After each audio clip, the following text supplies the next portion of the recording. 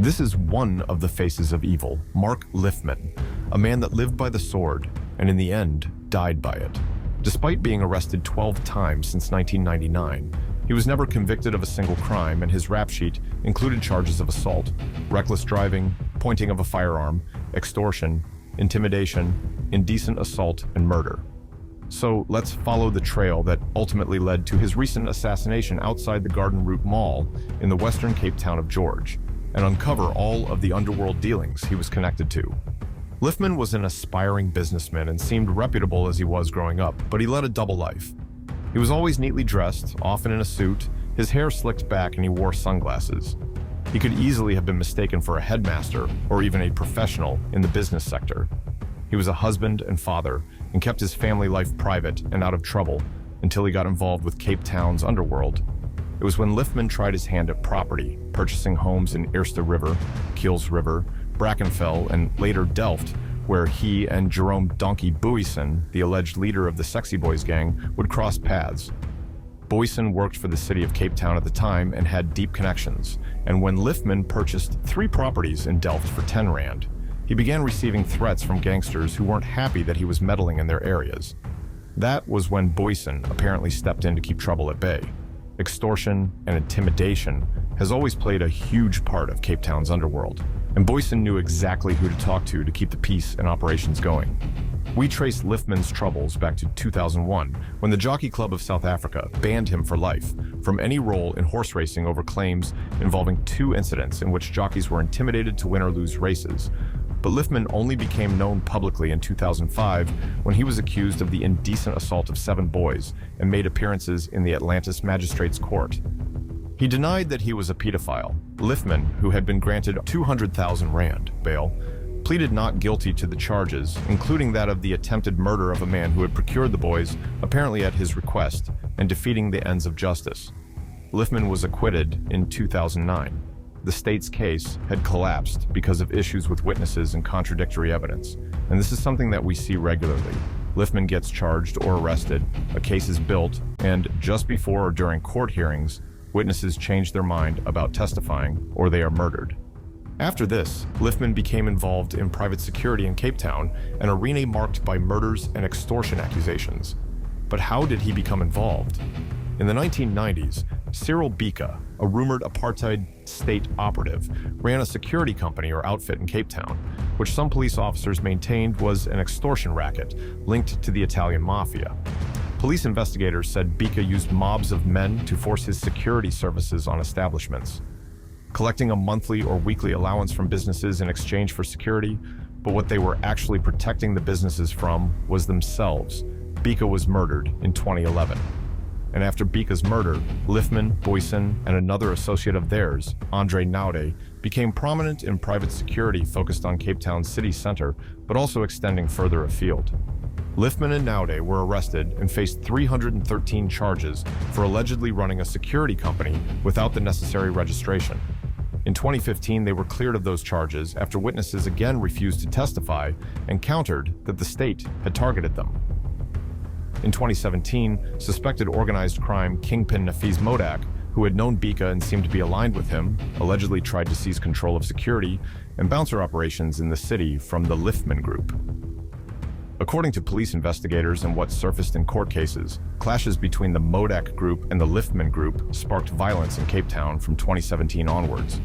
Modak was arrested and then acquitted for security service-related matters. He was subsequently rearrested for other crimes and is now in custody and on trial for the murder of policeman Charles Kinnear in Cape Town in September 2020. Kinnear was one of the police officers investigating organized crime in Cape Town, including nightclub security skirmishes and at a court case in Cape Town. Kinnear testified that he had met Lifman 3 times, twice at his house, and that the visits related to a criminal case. Lifman also had problems with the South African Revenue Service, SARS. About a decade ago, SARS investigated his tax affairs and he was hit with a 388 million rand tax bill.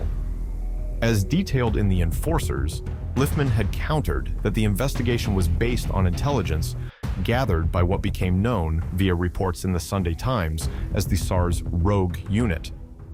However, the rogue unit narrative turned out to be untrue, and SARS issued a statement saying it was based on false allegations.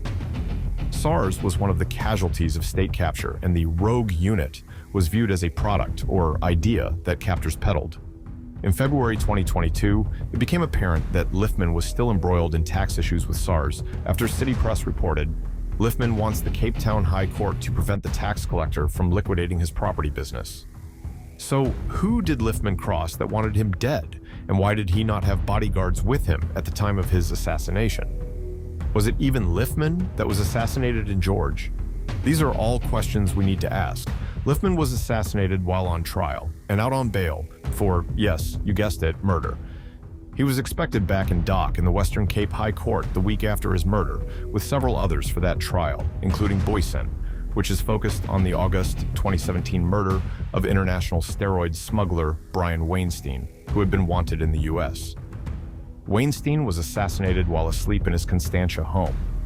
The state claims that Weinstein's murder was financed by Lifman, and that he and others benefited from the illegal steroid business, which continued after Weinstein's death.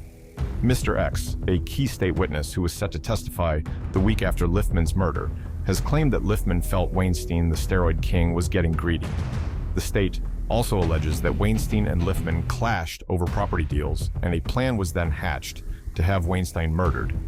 Mr. X has previously testified that he started out as a debt collector and worked his way up to be a steroid salesman, money collector, as well as bodyguard for Weinstein.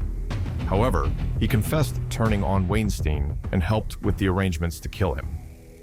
However, after Lifman's assassination, Mr. X had been deemed as unfit to testify and given time to go through medical evaluation, identifying Lifman murder as an anxiety point. So let's recap. Again, Lifman is arrested, charged, let out on bail, and a witness cannot testify. Except this time, Lifman is the one who is murdered. This complex web of events leaves more questions than answers, and one cannot help but to speculate.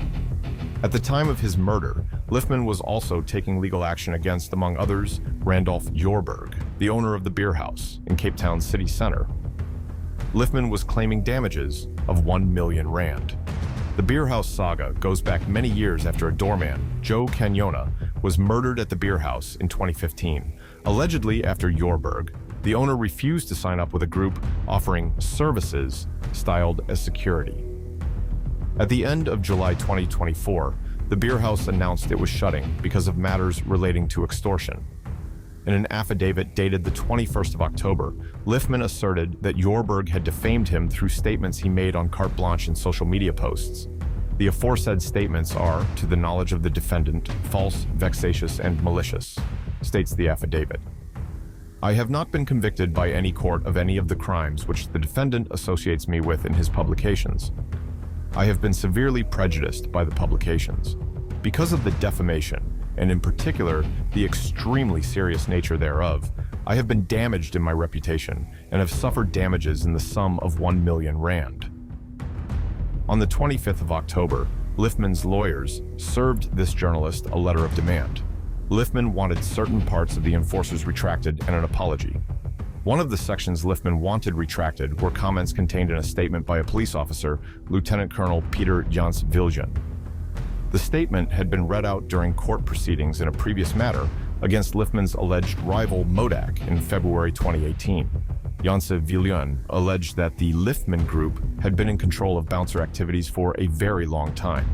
They are known to use strong-arm tactics to take control of the bouncer industry by intimidating and threatening club owners with threats of violence, and have at times resorted to violence if the owners rejected their services. Lifman would have had a chance to officially share his version of events had he testified in the Weinstein murder trial. But now, the very crime he was accused of, murder, has claimed his life.